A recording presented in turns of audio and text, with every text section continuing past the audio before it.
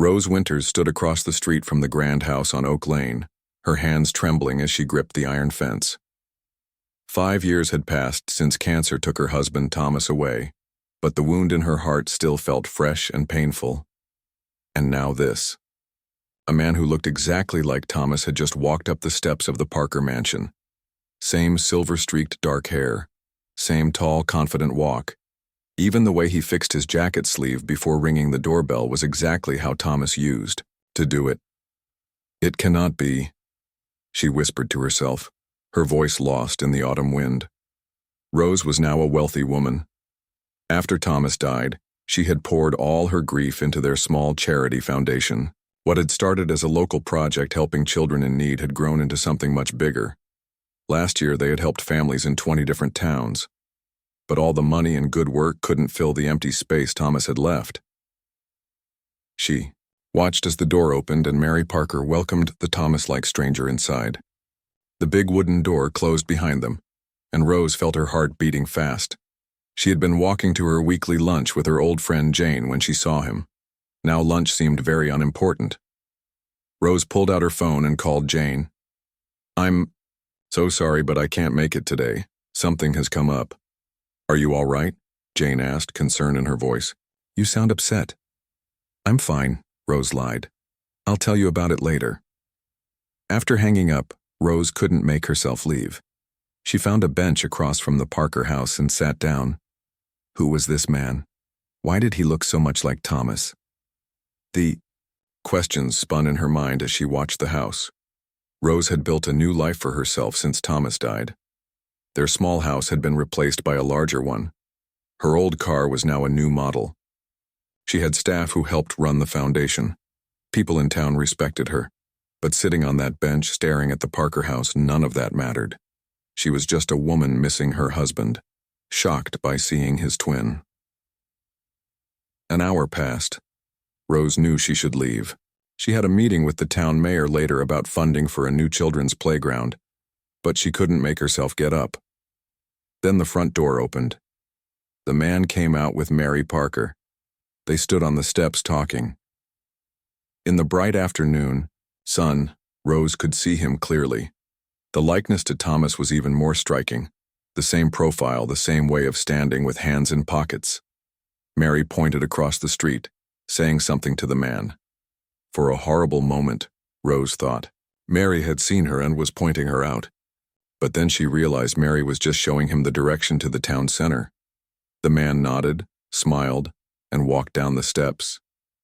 He turned right and began walking along the tree-lined street. Before she could think about what she was doing, Rose stood up and followed him. She stayed back a good distance, not wanting him to notice her. The man walked with purpose, just like Thomas used to. He even had the same slight swing in his right arm. For a wild moment, Rose wondered if she had gone mad with grief. Was she imagining all this? The man stopped at the small bookshop on Main Street. Through the window, Rose watched him talk to old Mr. Phillips, the owner. They seemed to know each other. Mr. Phillips smiled and patted the man on the shoulder in a friendly way. Rose stood across the street, half hidden by a large oak tree. Her phone rang, her assistant calling about the meeting with the mayor. Rose ignored it. Nothing mattered right now except finding out who this man was. After a few minutes, the man left the bookshop with a small package. Rose waited until he was a good distance ahead before following again. He walked to the town square and sat on a bench, opening his package. It was a book. He began to read, looking peaceful and at home. Rose found another bench where she could watch him without being seen. As she sat there, she made a decision. Tomorrow, she would find out who he was. She would ask Mary Parker to introduce them. After years of looking forward and never back, Rose would allow herself this one look into the past. The man closed his book and checked his watch. Then he stood up and walked away, unaware that the widow of his double was watching his every move. Her heart full of questions and a strange new feeling. Hope. The end. The next morning, Rose woke up early after a night of broken sleep. Dreams of Thomas had filled her mind, mixed with images of the stranger who looked so much like him. She got dressed with care, choosing a simple blue dress that Thomas had always liked. "You look nice today, Mrs. Winters," said Helen, her housekeeper, as Rose came down for breakfast. Special plans?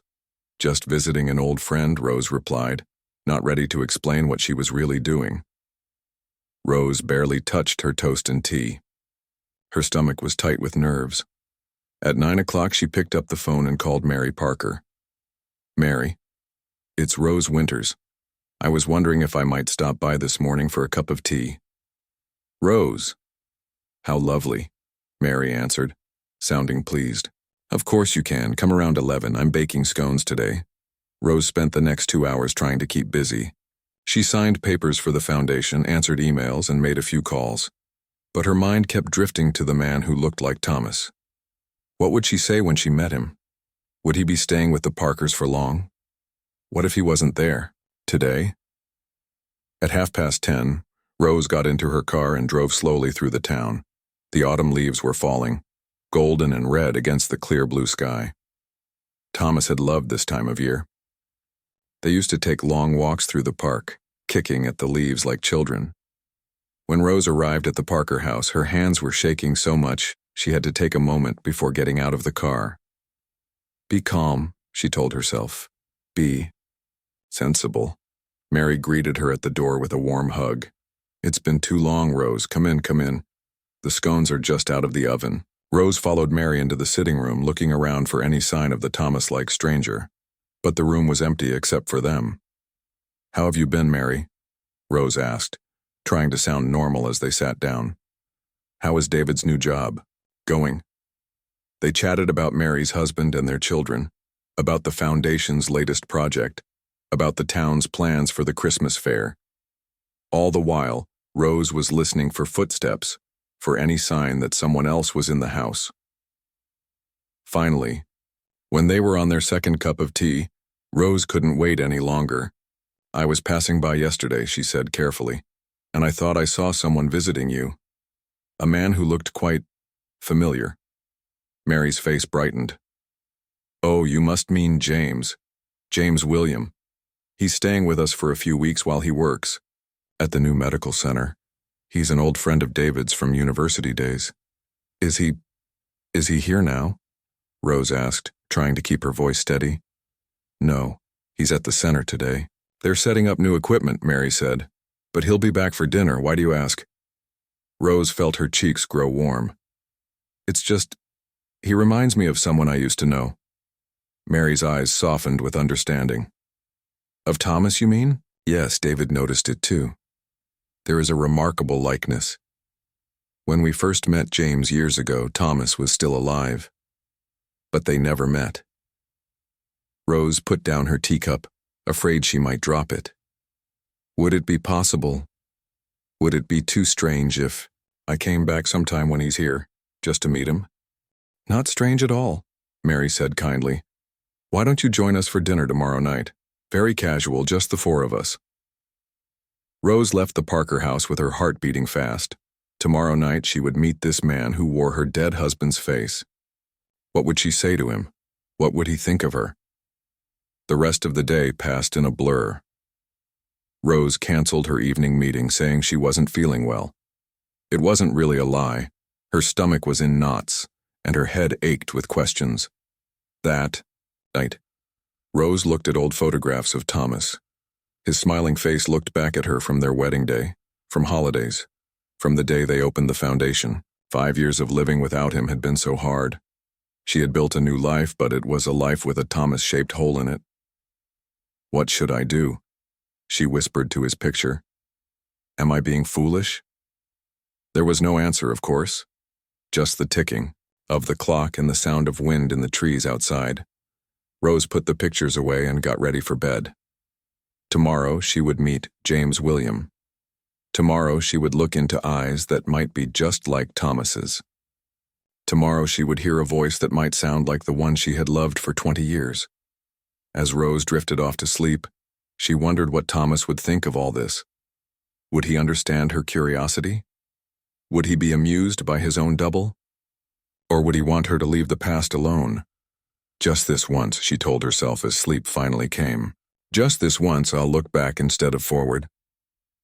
The end, Rose spent all day getting ready for the dinner at the Parkers' house. She changed her outfit 3 times before settling on a simple green dress. Thomas had always said green brought out the color of her eyes. At exactly 7 o'clock, Rose rang the doorbell of the Parker home, a bottle of wine in her hands and her heart beating wildly in her chest. "Rose, right on time," David Parker said as he opened the door. "Come in, come in. Mary's just finishing up in the kitchen." Rose stepped inside, her eyes quickly scanning the hallway and living room beyond. No sign of the man who looked like Thomas. "Our other guest is running a bit late," David explained, as if reading her thoughts. "There was some problem at the medical center that needed sorting out." Mary came out from the kitchen, wiping her hands on her apron. "Rose, so lovely to have you. It's been ages since we've had a proper dinner together." She hugged Rose warmly. The 3 of them moved to the living room where David poured drinks.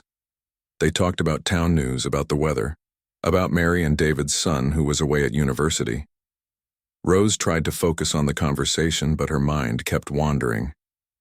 Then, the doorbell rang. "That'll be James," David said, getting up to answer the door. Rose set down her glass, suddenly feeling as if she couldn't breathe properly. She heard men's voices in the hallway, footsteps approaching, and then he was there. James William walked into the room, and Rose felt the world stop turning for a moment. Up close, the likeness to Thomas was even more striking. The same height, the same broad shoulders, the same way of holding his head slightly to one side when he was introduced to someone new. "James, this is Rose Winters, one of our oldest friends," David said. "Mrs. Winters," James said, extending his hand. "It's a pleasure to meet you." His voice was different from Thomas's. His accent was from the north, not the soft local accent Thomas had, but the warm tone was so familiar it made Rose's chest ache. "Please call me Rose," she managed to say as she shook his hand. During dinner, Rose couldn't stop stealing glances at James. She noticed the differences now, a small scar near his right eye that Thomas never had, hands that were slightly larger, a laugh that was a bit deeper, but the similarities were still striking. "Mary tells me you run a foundation?" James asked as they ate Mary's delicious roast chicken. "Yes," Rose replied. "We help children from poor families get better education and health care." "That's wonderful work," James said, his eyes, so like Thomas's, lighting up with interest. "Actually, that's part of what I'm doing here in town. The new medical center will have a special wing for children who can't afford treatment." As they talked about their work, Rose felt herself relaxing. James was easy to talk to, just as Thomas had been. He was a good listener, asked thoughtful questions, and clearly cared deeply about helping others. After dinner, while Mary went to make coffee and David took a phone call from their son, Rose found herself alone with James in the living room. "I hope this isn't too forward," James said after a moment of silence. "But David mentioned that I remind people of your late husband." Rose felt her face grow warm.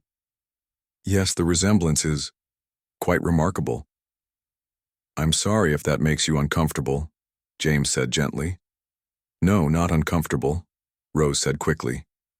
"Just surprised. Thomas has been gone for 5 years now. Seeing someone who looked so much like him was quite a shock." James nodded, his eyes kind. "I can imagine. I've had people tell me I look like someone they know before, but never with such a strong reaction." Rose took a deep breath. "I saw you the other day when you were arriving here. I was across the street. For a moment I thought, you thought your husband had somehow come back." James finished for her when she couldn't continue. Rose nodded, embarrassed now. "It sounds silly when you say it out loud." "Not silly at all," James said. "I think it's quite understandable." They were quiet for a moment, the ticking of the clock on the mantelpiece the only sound in the room. "Tell me about him," James said gently. "What was Thomas like?" And so Rose began to talk about Thomas. Not just the basic facts, but the small details that made him real. How he couldn't cook to save his life but made the world's best cup of tea. How he hummed when he was thinking hard. How he loved old black and white films and would cry at sad endings even though he tried to hide it. James listened, really listened, in a way few people had since Thomas died. Most friends got uncomfortable when Rose talked about Thomas, as if mentioning him might break her. But James seemed genuinely interested. "He sounds like he was a wonderful man," James said when Mary and David returned to the room. "He was," Rose said softly. For the first time in years, saying those words didn't fill her with unbearable sadness. Instead, she felt a strange kind of peace. The end Rose couldn't stop thinking about James William in the days following the dinner. She found herself wondering what he was doing, what he thought of their conversation, whether he found her strange for staring at him so much. One week after their meeting, her phone rang while she was reviewing papers at the foundation office. "Mrs. Winters? It's James William." Rose's heart jumped at the sound of his voice. "Dr. William, hello. And please call me Rose." "Rose, then," he said, and she could hear the smile in his voice. "I was wondering if you might be free for lunch today. There's something I'd like to discuss with you." They agreed to meet at the small cafe in the town square at 1 o'clock. Rose spent the morning distracted, checking her watch every few minutes. When lunchtime finally came, she walked to the cafe with butterflies in her stomach. James was already there, sitting at an outside table despite the cool autumn air. He stood up when he saw her approaching. "Thank you for meeting me," he said, as they sat down. "Of course," Rose replied, trying to sound casual. "What did you want to discuss?" James looked slightly nervous, running a hand through his hair, another gesture so like Thomas that it made Rose's breath catch.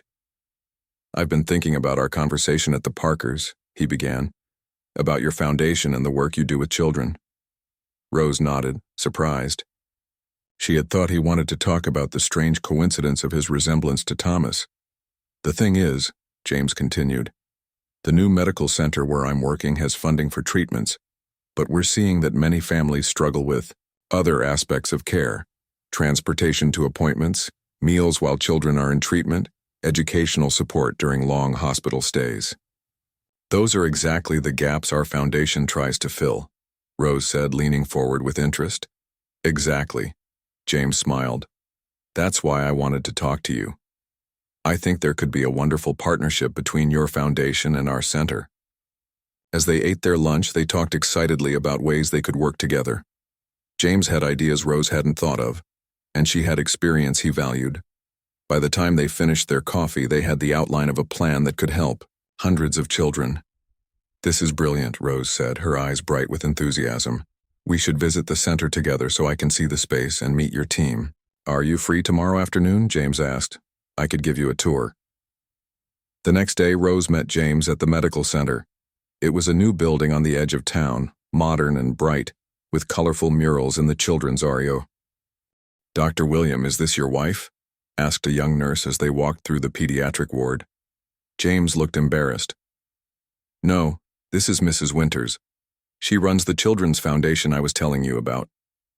"Oh, sorry." The nurse blushed. "It's just, in the photo on your desk, I thought." "What photo?" Rose asked, confused. James sighed. "Let me show you my office." In James's small office, there was indeed a photo on his desk. It showed James with a group of doctors receiving an award. But that wasn't what caught Rose's eye. Standing next to James in the photo was Thomas. That's my husband," Rose whispered, picking up the frame with shaking hands. James nodded.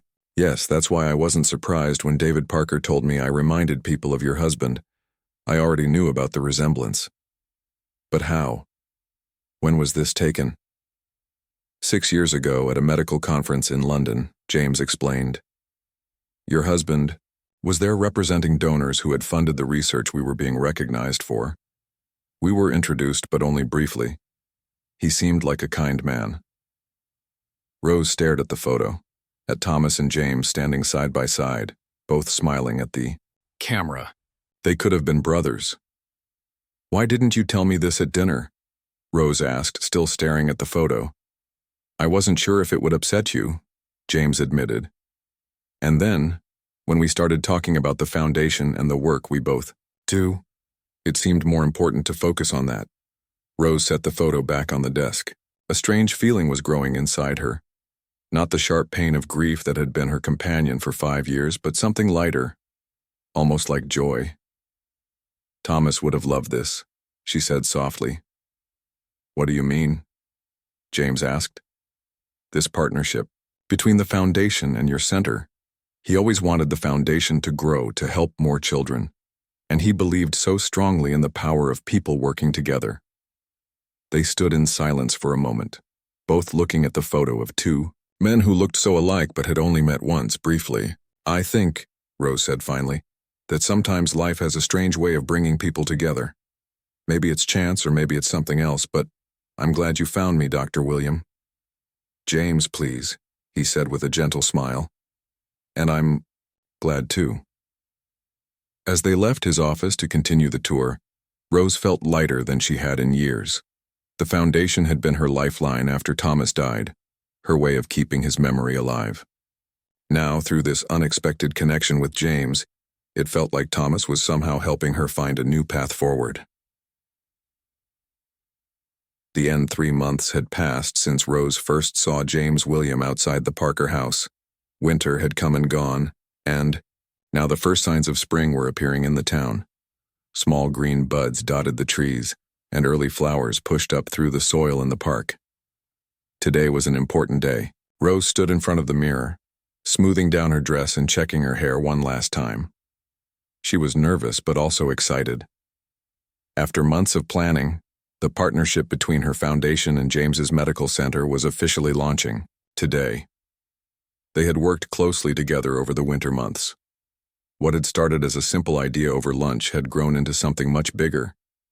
The foundation would now have an office inside the medical center, making it easier for families to get the help they needed. They had hired 2 new staff members and raised enough money to help twice as many children this year. Rose drove to the medical center, where a small crowd had already gathered for the opening ceremony. Local reporters, town officials, and families who had been helped by the foundation or the center stood waiting. As Rose got out of her car, she saw James walking toward her. Ready for the big day? He asked with a warm smile. As ready as I'll ever be, Rose replied. I'm not very good at public speaking. You'll be wonderful, James assured her. Just speak from the heart, like you do when you talk about the children we help. They walked side by side into the medical center. Over the past months, they had become good friends. Rose had stopped being startled by James's resemblance to Thomas. She now saw him as his own person, kind, smart, dedicated to helping others, but different from Thomas in many ways too. Sometimes, though, when James wasn't looking, Rose would study his profile and feel a wave of gratitude. Meeting him had helped her heal in ways she hadn't expected. Talking about Thomas had become easier. The memories brought smiles now, not just tears. The ceremony began with the mayor cutting a ribbon across the new foundation office inside the medical center. Then it was time for speeches. James spoke first, explaining how the partnership would help ensure that no child went without care, regardless of their family's money problems. Then it was Rose's turn. She stepped up to the small podium, looking out at the friendly faces in the crowd. 5 years ago, she began, when my husband Thomas died, I thought my life was over. All our plans, all our dreams, they seemed to die with him. Rose paused, looking down at her notes, then set them aside. She didn't need them. But Thomas always believed in helping others. That's why we started the foundation. And even when he was gone, the foundation gave me a reason to get up each morning. It kept his spirit alive. From the corner of her eye, Rose could see James listening, his face kind and attentive. When Dr. William came to our town, something amazing happened. Through him, I was reminded that life goes on. New connections are made. New friendships form. And good work, important work, continues. Rose gestured to the new office behind her. This partnership means that more children will get the help they need. More families will find support during difficult times. And that would make Thomas very happy. After the ceremony, people gathered for refreshments. Rose was kept busy talking to reporters and accepting congratulations. It wasn't until most of the crowd had left that James found her again. That was a beautiful speech, he said. I think you made a few people cry. In a good way. Rose smiled. I meant every word. This partnership feels right, like it was somehow meant to be. They walked outside together. The afternoon sun was warm and the town park across from the medical center looked inviting with its new spring growth. Shall we take a walk? James suggested. It's too nice to go back to work, right? Away. As they strolled through the park, Rose thought about the strange path that had led her here. If she hadn't seen James that day outside the Parker house, if she hadn't been so struck by his resemblance to Thomas, none of this might have happened. Penny for your thoughts? James asked. I was just thinking about coincidences, Rose replied, about how one small moment can change everything. James nodded thoughtfully. Like seeing someone who reminds you of a person you've lost? Exactly, Rose said. 6 months ago, I was just going through the motions of living. The foundation was doing well, but I was stuck in the past, always looking back. And now? James asked gently. Rose smiled, looking at the new green leaves on the trees around them. Now I'm looking forward. I'm excited about our partnership, about the children we'll help. I'm making plans again.